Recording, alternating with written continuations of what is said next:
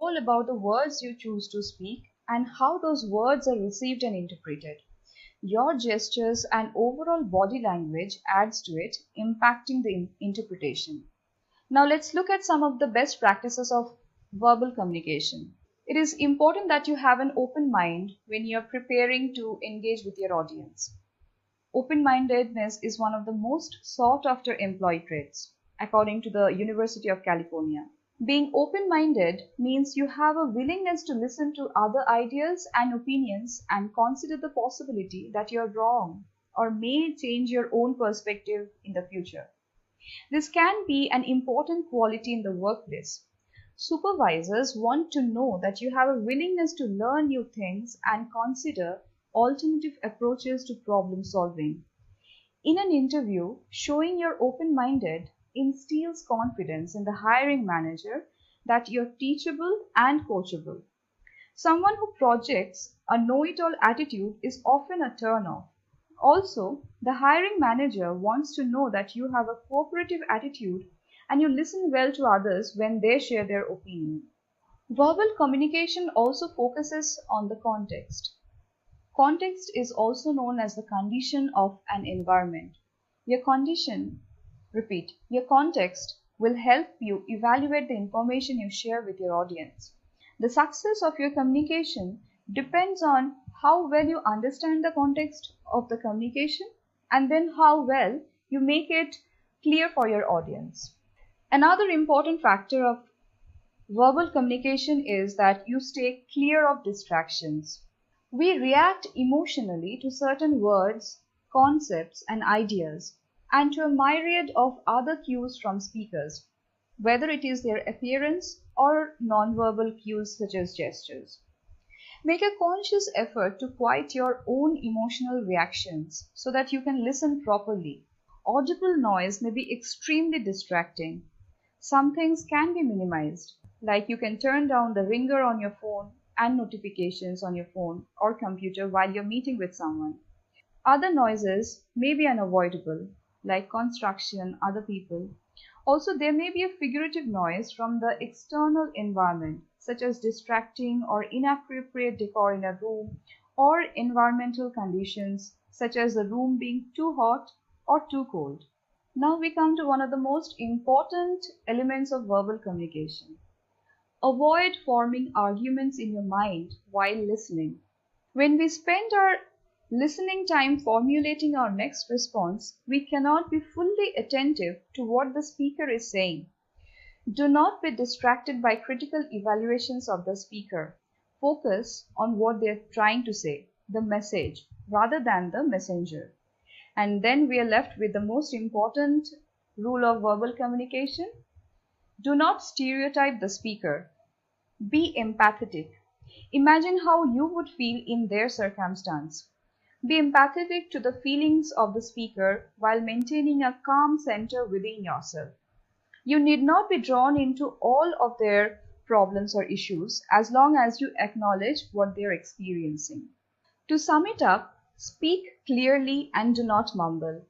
Make the audience understand your voice at the very first go so that you do not have to repeat yourself. Pronounce the words clearly. Know the actual pronunciation of the words. Apply the right words while speaking and use words that are familiar. And slow down your speech whenever it is necessary. Talk about written communication.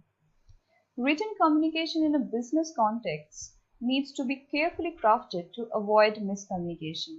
It should be clear and on point so that the recipients can refer back to it whenever required. Now let's look at some of the rules of written communication. It needs to be concise. At the heart of business is the idea that time is money. This may lead you to believe that shorter messages are always better. However, concise writing is not just fast or short. Sometimes your writing must balance the clarity of the message with efficiency.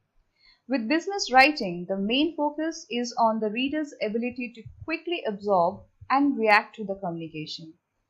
Concise business writing uses clean, straightforward sentences to improve the understanding and retention. This is different from the prose of novels or the beats of poetry in which Taking pleasure in the complexity of sentences is part of the experience. Business writing uses simpler sentences to be more concise and thus less likely to be misinterpreted. Be careful not to string together too many ideas in the same sentence.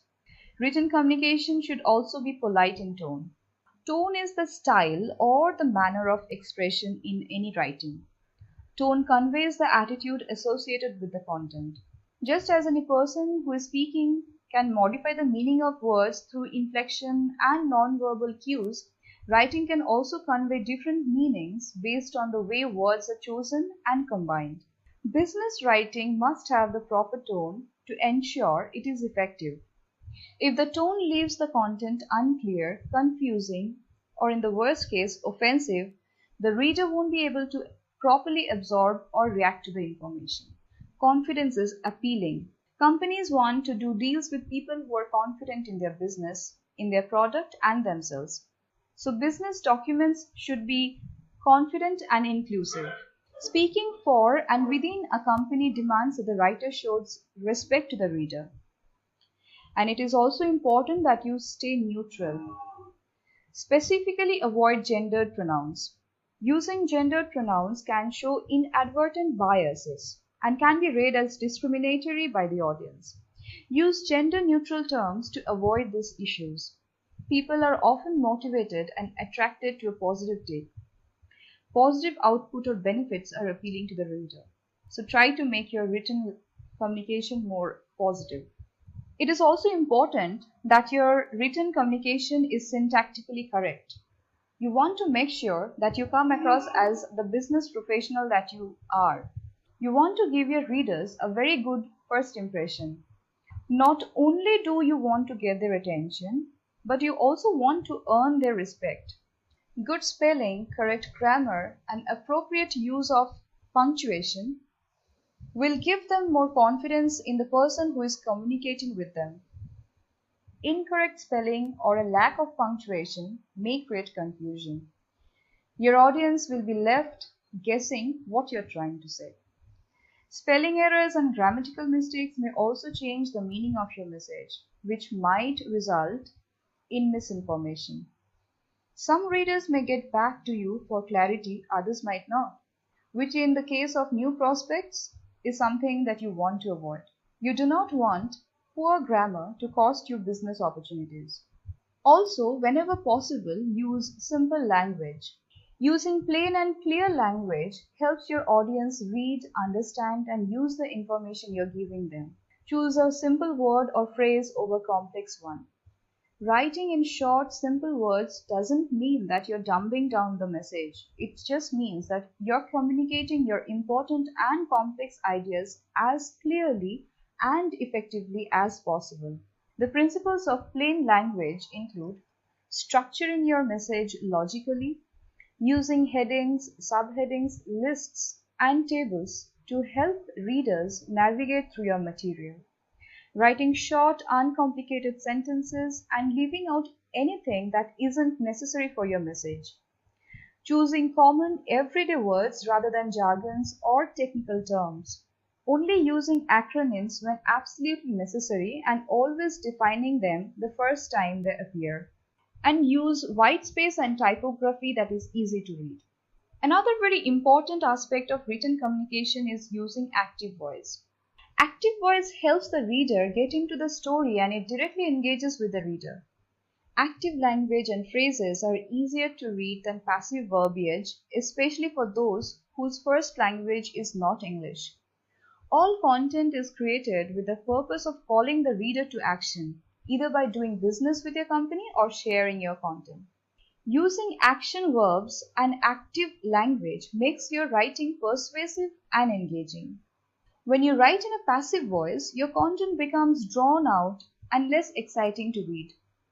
Your content is meant to provide information in a way that is quick and easy to digest. Consistently using passive language can cause your information to sound more academic, sometimes to the point of alienating the readers. So it is important that you keep using active voice whenever you find an opportunity. Clarity of purpose. One of the main elements of effective communication is clarity. Your persuasiveness and accuracy cannot help you in achieving your target if your audience is struggling to understand the message you're trying to convey. Make sure that your information is organized in a way that allows your audience to progress smoothly from point A to point B and then on to point C. And in the end, always proofread. I cannot stress enough the importance of proofreading. There is no alternative to a clean, error-free content piece when it comes to creating a good impression.